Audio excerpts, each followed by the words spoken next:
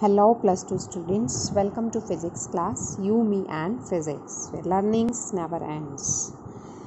Till our previous video students, we have discussed about Faraday's laws and about Lenge's modification. तो length ने क्या बताया, Faraday ने क्या बताया अपने लॉ के अंदर कि whenever there is any change in magnetic flux linked with the coil and induced EMF is always produced in it in a direction to oppose its cause.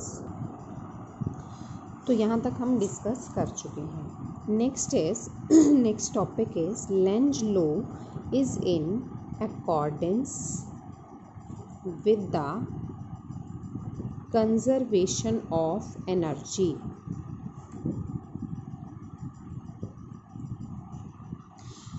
कि लेंज लॉ जो है वो conservation of energy को भी ओबे करता है. If length law के अगेंस्ट हम जाते हैं तो हमारा एनर्जी कंजर्वेशन लॉ भी वायलेट हो जाता है, उसको भी एक कंट्राडिक्शन आ जाती है. How can we prove this thing? तो हम एक लेंज लॉ के अगेंस्ट एक केस लेकर चलते हैं. जैसे कि take a coil connected to an electric bulb and take a magnet having its two poles north and south. तो हम क्या करते हैं, इस कॉइल के अंदर हमने करंट इंड्यूस कराना है, इलेक्ट्रिकल एनर्जी प्रोड्यूस करानी है just by the mechanical work of moving this magnet towards or away from this coil without the expense of any battery, without the expense of any electrical energy. We'll just use the conservation of energy concept which was produced by Lenge's law in this experiment. Okay तो कैसे किया इसके अंदर, जैसे length के according क्या होगा, if we bring this magnet towards this coil, north pole को अगर हम पास लेकर आ रहे हैं, then here north pole will be developed according to Lenz. North pole develop होगा क्योंकि इसने इसको अपोज करना है. Here north pole will be developed and here south pole will be developed and the direction of current will be inward from south to north and outward from north to south. Inward from south to north, like this means this direction of current induced will be clockwise direction if this north pole is brought towards the coil. Okay, according to this, mechanical work in moving this magnet is converted into this electrical energy और यहाँ पर current induce हो गया and this bulb will be lighten up. Okay, similarly if this magnet is brought away from this coil, then again the bulb will lighten up, but here the direction of current will be opposite, means anti clockwise. कैसे होगा कि जैसे हमारे पास ये coil पड़ा है with the same bulb and this magnet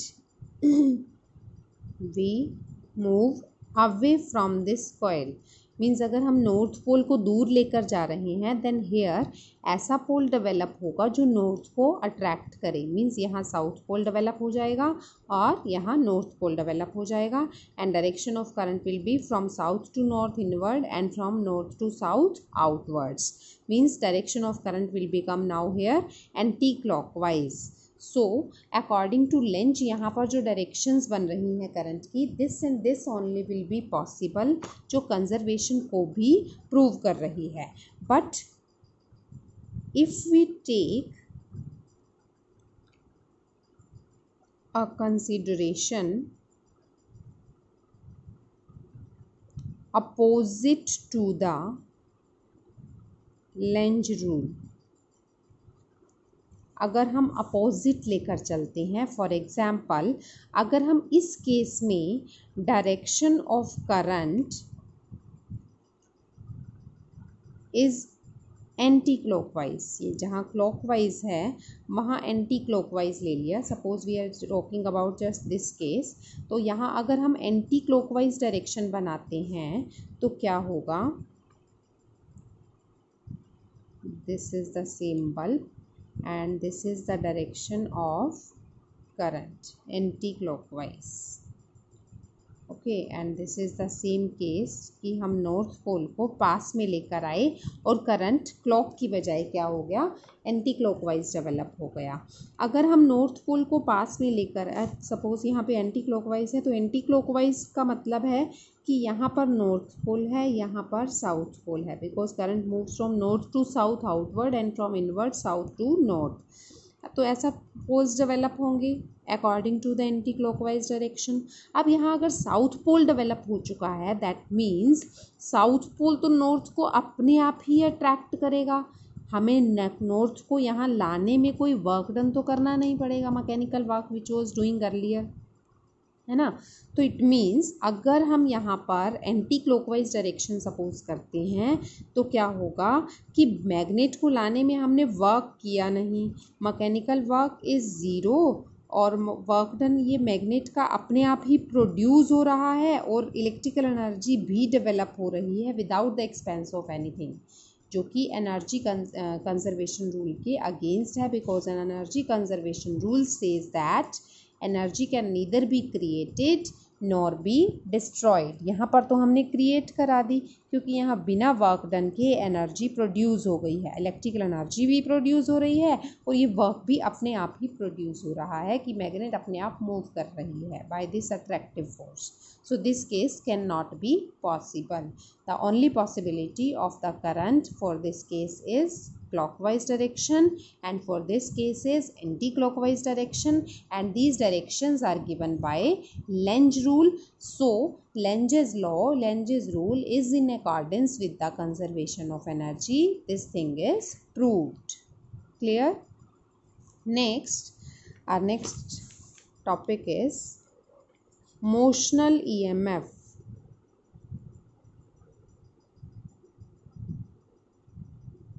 Expression for motional EMF. Motional means name से ही clear हो रहा है कि हम मूव करा रहे हैं, मोशन करा रहे हैं. EMF इंड्यूस हो रही है. EMF हमें पता है कि कब इंड्यूस होती है, कि हम कुछ भी मूव कराते हैं, मैग्नेटिक फील्ड को चेंज कर दें, एरिया को चेंज कर दें, या एंगल चेंज कर दें, कुछ भी, then EMF is induced due to change in magnetic flux in the coil. This thing we know. तो हम इसके लिए एक केस लेकर चल रहे हैं. Suppose there is a particular region of the magnetic field in perpendicular plane, and take a coil like this ABCD.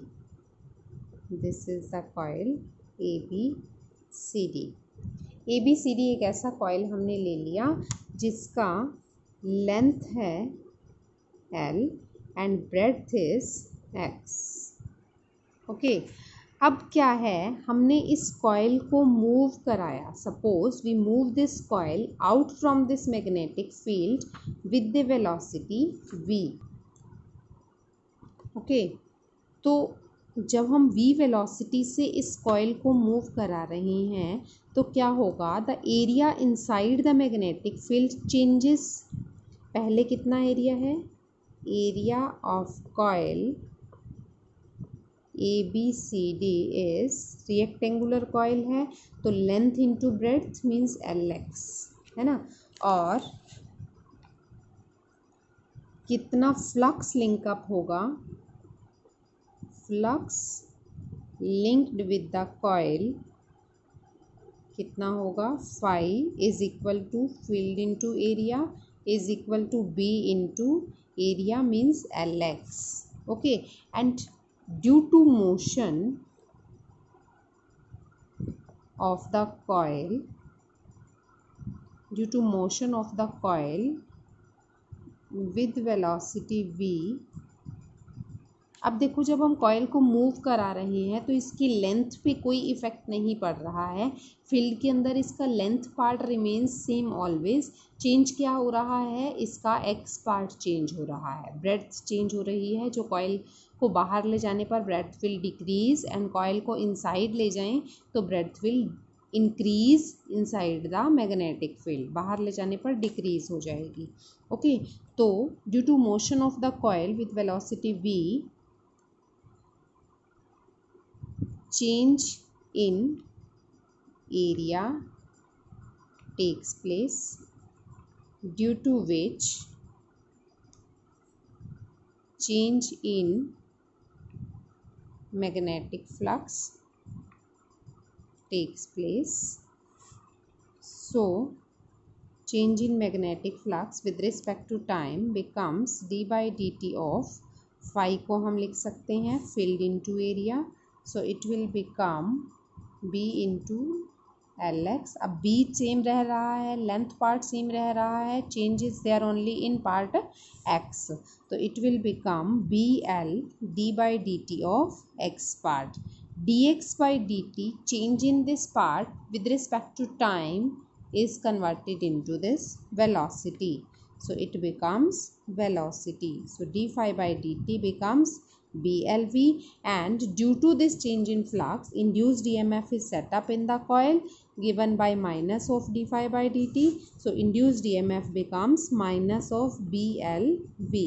This is called as motional EMF, क्योंकि ये EMF इंड्यूस हुआ due to motion of this coil with the velocity v. हमें पता है जब भी motion की बात होती है हम वेलोसिटी की बात करते हैं, बॉडी की स्पीड की बात करते हैं.